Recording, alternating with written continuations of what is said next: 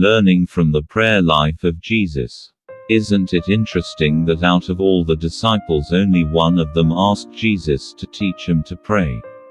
It sometimes seems the church is in a similar situation today regarding prayer. We talk about prayer, we study prayer, we say our prayers, but how many of us actually seek earnestly for God to teach us to pray? Luke 11:1 reads, "One day Jesus was praying in a certain place. When he finished, one of his disciples said to him, 'Lord, teach us to pray, just as John taught his disciples.'" There's much to learn from this passage beyond the significant Lord's Prayer that follows it. For one, we learn that what sparked the unnamed disciple's curiosity to learn about prayer was the fact that he saw Jesus in prayer. We also learn that John the Baptist taught his disciples to pray, and, as a result, the disciples of Jesus were also interested in learning to pray, or at least one of them was. Isn't it interesting that out of all the disciples only one of them asked Jesus to teach him to pray? It sometimes seems the church is in a similar situation today regarding prayer. We talk about prayer, we study prayer, we say our prayers, but how many of us actually seek earnestly for God to teach us to pray? Why did Jesus pray? One way we can learn to pray is by looking at the prayer life of Jesus. Although the Gospels don't provide a detailed biography of Christ, they do offer captivating glimpses into his prayer life. First, however, it will be helpful to answer the question, why did Jesus pray? This is sometimes puzzling for Christians. After all, if Jesus is God, why did Christ need to pray? Theologically speaking, there are at least 3 reasons that Jesus prayed. First, Jesus prayed as an example to his followers.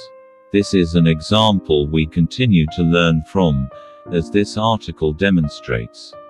Second, the incarnation consists of both divine and human natures.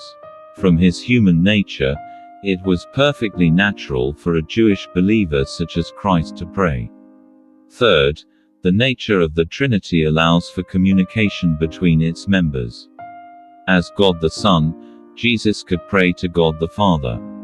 Jesus prayed for others. In Matthew 19:13, we read, "Then little children were brought to Jesus for him to place his hands on them and pray for them."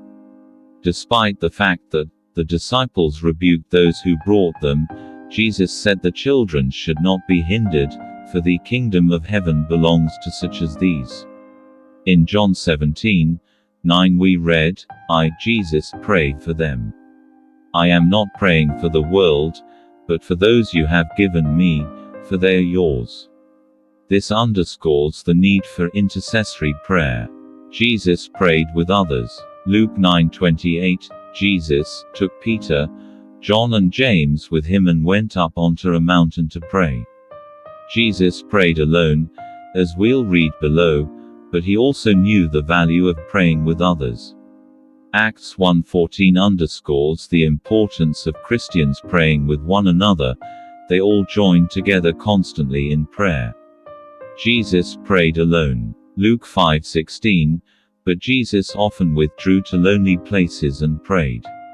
As much as Jesus understood the value of praying with and for others, he also understood the need to pray alone. Psalm 46:10 reads, "Be still, and know that I am God." Sometimes it's important for us to be still before God, but the only way to do this, especially in our hectic culture, is to do so alone with God. Jesus prayed in nature. Psalm 19:1, "The heavens declare the glory of God, the skies proclaim the work of his hands." What better place to commune with our Creator than among the wonders of nature? Luke 6:12 says, "One of those days Jesus went out to a mountainside to pray." He could have gone to a home, a synagogue, or if he was near Jerusalem he could have gone to the temple to pray. But there were times when Jesus made the decision to pray where he was, which often happen to be in nature. We are surrounded by so much that is man-made, that sometimes it's difficult for us to remember that this is not our world, but God's world. Genesis 1:1, Psalm 24:1, full of wonders for us to enjoy. Jesus could pray as a sprinter or a marathon runner. The Lord's Prayer is full of wisdom, but it is short enough to be easily memorized and serve as an example of a sprint rather than a marathon prayer. But Jesus also knew how to dedicate long periods of time to prayer. As we read in Luke 6:12, Jesus spent the night praying to God. We, too, need to be able to offer short prayers, as well dedicate long periods of our lives to prayer. Jesus prayed regularly. This insight is gleaned from a passage cited earlier, Luke 5:16. Jesus often withdrew to lonely places and prayed. The word, often, is not hidden, but makes it obvious that Jesus prayed regularly. Throughout the Gospels, whenever we read of Jesus and prayer, it comes up regularly and naturally. It was simply a part of his worldview, integrated into every aspect of Christ's life. Can we say the same about prayer in our life? The prayers of Jesus were heartfelt. Jesus did not pray in a cold, distant manner, but in heartfelt supplication, demonstrating empathy and a genuine love for God. This is demonstrated clearly in John 17, where Jesus prays for himself, his immediate disciples, as well as for all believers. Jesus prayed based on his knowledge of God and his truths. The prayers of Jesus were based on God's revealed truths and, as such, were in line with a solid biblical worldview. In John 4:24, Jesus said, "God is spirit, and his worshippers must worship in spirit and in truth." He also said, "The truth will set you free," John 8:32, underscoring the importance of truth in the life of Jesus and, in turn, our lives. Proper prayer requires us to have a truthful understanding of God and what he has revealed to us through his word. Jesus taught persistence in prayer. Then Jesus told his disciples a parable to show them that they should always pray and not give up. Luke 18:1. The parable Jesus shared is not meant to depict a pestering disciple who finally bugs God enough that he chooses to respond, but about persistence in prayer and waiting on God and his timing. Jesus knew that not all his prayers would be answered as expected. This is a difficult prayer lesson to learn, but the fact of the matter is that not all our prayers are answered in ways we expect. Even Jesus knew this hard lesson as he cried out to God the Father from Gethsemane, Matthew 26:36-44. 3 times Jesus prayed for God to allow an easier path, but Jesus knew, "Yet not as I will, but as you will." 26:39.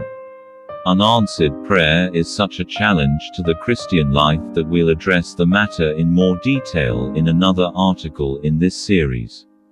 As you will. When Jesus prayed in Gethsemane, "Yet not as I will, but as you will," he offered a tremendous but seemingly simple insight into prayer. God is in charge. As we learn from the prayer life of Jesus, and there is much to learn, we need to keep this overarching principle in mind. A disciple asked Jesus, "Lord, teach us to pray," Luke 11:1, and in response was taught the Lord's Prayer. But by studying the prayer life of Jesus, we can learn not only the important truths of the Lord's Prayer, but so much more.